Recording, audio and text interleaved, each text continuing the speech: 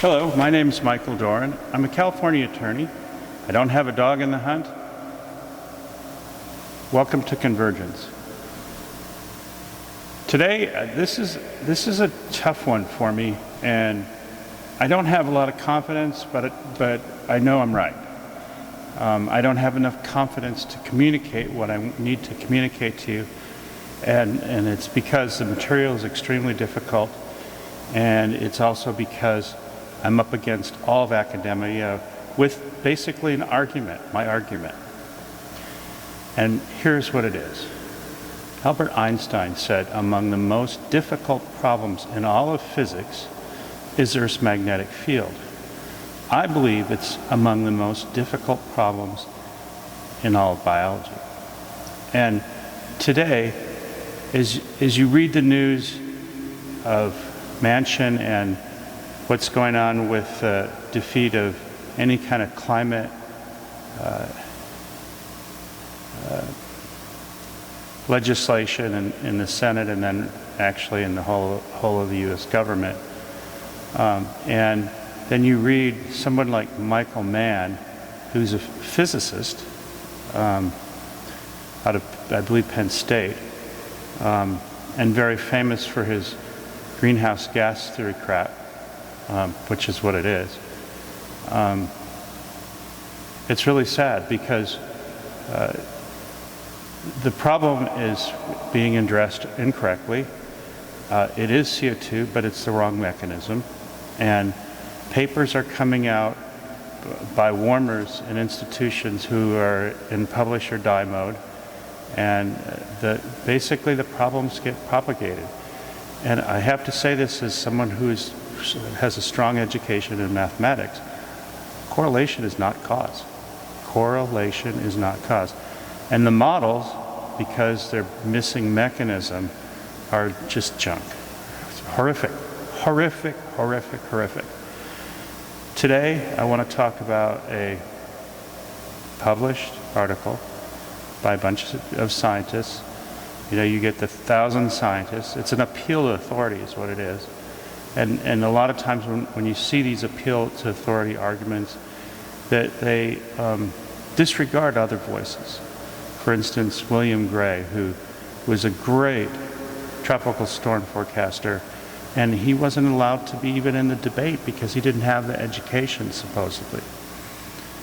So, all right, so here's the article. It's very difficult to get through this.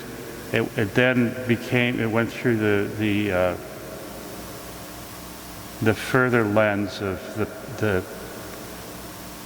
the press and was again, in my humble view, distorted.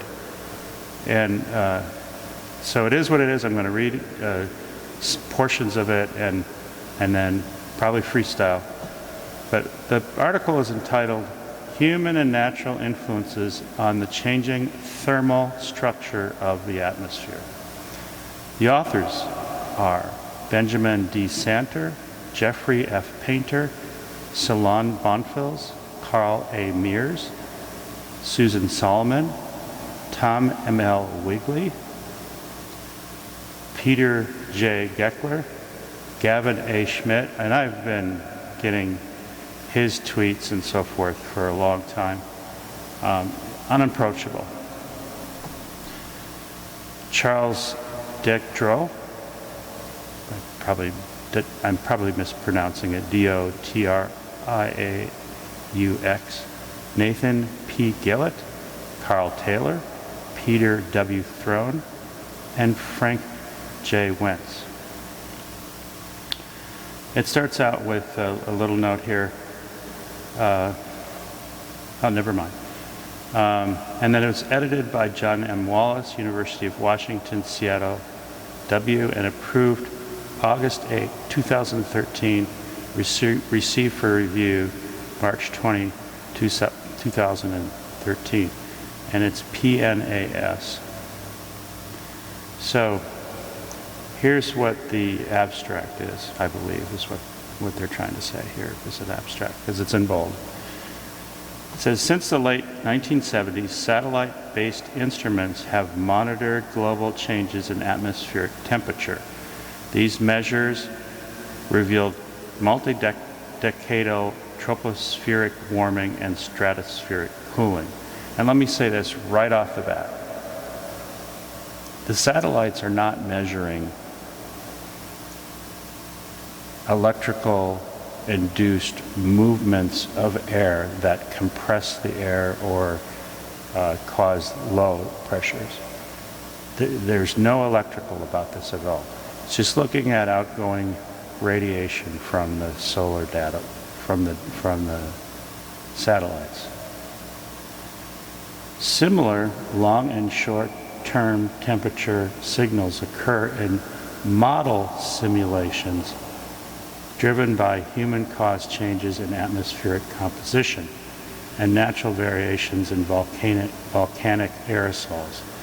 Most previous comparisons of model and observed atmospheric temperature changes have used the results from individual models and individual observational records. In contrast, we rely on large multi-model archive and multiple observational data sets.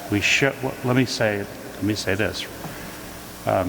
There's a thing called a radio sound, and the idea is you take a balloon with an instrument that has meteorological information that it can record.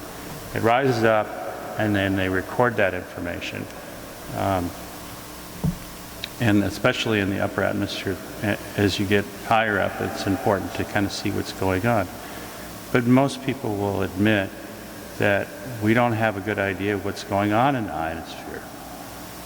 Balloons just, I'm not sure how high they go, but you start talking about 50 miles up.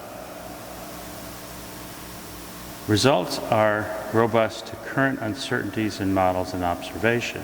Virtually all previous research in this area has attempted to discriminate an anthropogenic signal from internal variability. Okay, here's where I agree with the warmers and papers like this. Carbon dioxide is causing climate change. But what it's not doing, it's not causing the changes the way that it's alleged. What they're saying is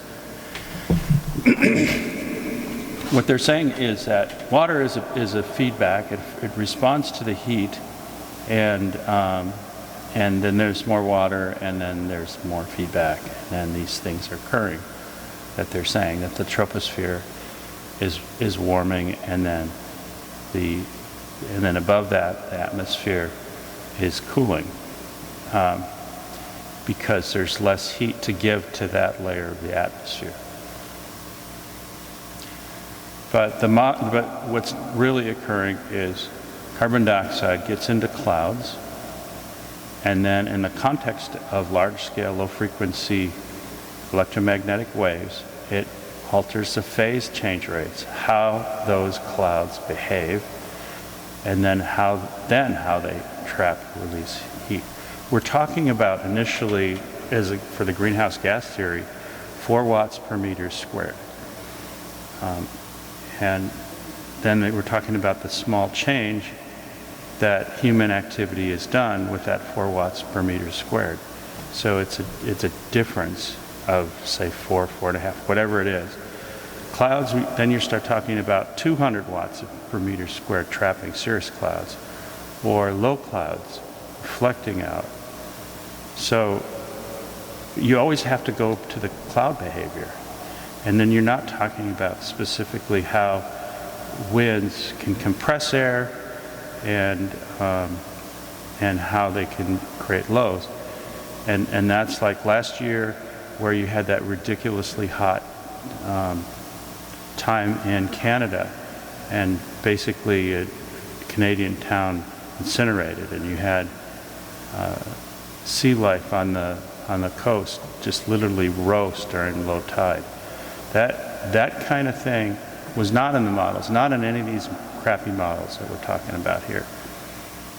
And it's because they're not capturing what's going on within the clouds and what electrical fields do, and then you can understand the importance of dams and sedimentation and all these different things that affect carbonation along the nearshore oceans. So we're not addressing mechanism, and then we're not deriving policy that would actually matter. And then you get results like Manchin. And really, probably Manchin being CYA to a lot of Democrats who don't want to upset the economy. Okay, where was I here? Here we present evidence that human-caused signal can also be identified relative to the larger total variability arising from sources internal to the climate system, solar irradiance changes in volcanic forcing. Consistent signal identification occurs because both internal and total natural variability as simulated by state-of-the-art models cannot produce sustained global tropospheric warming and stratospheric cooling. Our results provide clear evidence for a discernible human influence on the thermal structure of the atmosphere. I'm going to skip really all the way. I read this article, but I'm going to skip all the way to the end where they said some pretty interesting things here.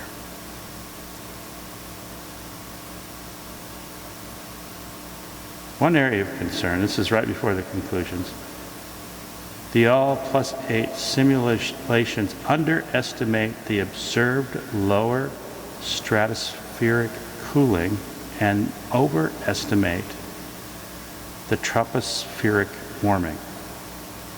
Okay, this is the study's own words. One area of concern is, on average, the all +8.5 simulations underestimate the observed lower tropospheric cooling. Okay, let me address that right away. If you have an electrical forcing, you have an fundamentally electrical mechanism, then the stratosphere, which has a lot of electrical components, is going to have a bigger effect than what a model that's tracking it, or models that are tracking it that use a mechanism that's heat-based. Let me say it again, maybe in a different way. If you're talking about large-scale, low-frequency electromagnetic waves, Schumann resonances, changes from the sun, the change from the solar cycle, how that affects cosmic rays. You're talking about these influences that are direct upon how phase rate changes occur, then it's going to terribly underestimate, particularly in the stratosphere, what's going on, what trends they're picking up. The warmer's theory is that the troposphere warming will take away the heat that radiates out to the stratosphere, and therefore the stratosphere will cool. But there's more than that going on here. This is about a living Earth. This is not about a chaotic feature that we're adding. This is about taking chemicals from outside of the active biosphere and putting them into the active biosphere. So inactive to active, that causes defects in feedback loops, that causes an inability for life to provide a signal to modulate or dampen the Earth's magnetic field. How do we know this? Because if the Earth's magnetic field wasn't on, we'd be all gone. Either there would be too much captured from space, gases, particle, water, whatever, or if there is not a magnetic field, we're Mars, and the atmosphere gets stripped away. We're just right with what the atmosphere should be, because it's constantly, over billions of years, put selective pressure on life to feedback conditions that keep the Earth's magnetic field steady. So the stratosphere of all places is going to show this electrical mechanism. Again, this is their own words. They're saying that they overestimate tropospheric warming. Okay, so let's talk about that. So again, the simulations underestimate the observed lower stratospheric cooling and overestimate the tropospheric warming. So again, the mechanism is not just about how heat is trapped or not under clouds. If anything, in the tropics where it's warming, you're going to have less decarbonation from surface lows, because the warmer the oceans, the less CO2 they hold for decarbonation events. So that's one explanation for this error in the models. The other error would have to do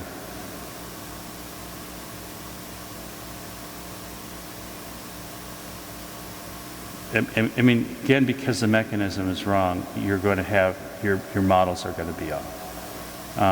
But the biggest thing is probably aerosols that they're having trouble with. And that would include sulfur from volcanoes, but also sulfur from, and also things like contrails are going to have, it's not some conspiracy to add something in the contrails to cool things. Contrails are carbonated water. The fuel burns, and the fuel has hydrocarbons in it, and those hydrocarbons get into the atmosphere precisely where this mechanism of freezing is. The molecules or the droplets are right at the higher part of the atmosphere, the troposphere specifically, where they start to cool, and the way that they cool is affected directly by the electrical fields that are involved. And so you have a direct application of a totally different mechanism than what they're modeling here and suggesting is what's causing this. So this is yet another reason why the troposphere is not warming as fast as they would like. Okay, conclusions. Our analysis of the latest satellite data sets and model simulations reveals that a model predicated anthropogenic fingerprint pattern is consistently identifiable with high statistical confidence in the changing. But correlation isn't cause. It's not. And by having the wrong mechanism up in front of the public and arguing so strongly, you're going to get political results that are damaging, that are not helping people. You know, my city is just had another fire, and that came with an M-class X-ray event. Now the solar winds are up, and the National Hurricane was looking at some areas for development, and solar winds are up, and they're not developing. Wonder why? And I mean, it's a national tragedy what's going on here. That skepticism and different mechanisms are not being looked at, and this isn't easy stuff. It's hard enough, but it's just a national tragedy in my view. What's going on where we're not talking about mechanism correctly. And so here I am a lawyer. I want to make one more point, and then that'll be the show. One of my favorite authors was Michael Crichton. He's gone now. And right before he passed away, he died of cancer. My father died of cancer, so I shaved my head 10 years ago, 2 days ago, 3 days ago. He's dying of cancer, and he's thinking about passing away. He didn't want to write a book on climate change. He had made a very famous speech in San Francisco about scientific skepticism. Brilliant. Harvard-trained doctor, 6'8", giant of a man, beautiful soul. And, you know, he was the science fiction writer of our generation. And Crichton decided, despite him not wanting to, he decided to write about climate change. And most people, if you've read him, are familiar with his book, State of Fear. And it's an interesting state to be in, this state of fear when you're dying of cancer. But it's also what he felt, that the public felt too, looking at this issue and not, and applying fear to it and not applying cold, maybe cold is a bad word, but not applying science to it, not being rigorous with the science, maybe acting in fear rather than logic.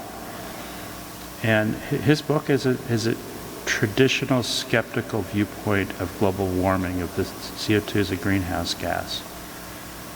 But what most people don't see, and I'm going to encourage you to read a second book that he wrote at that exact same time called Prey, P-R-E-Y.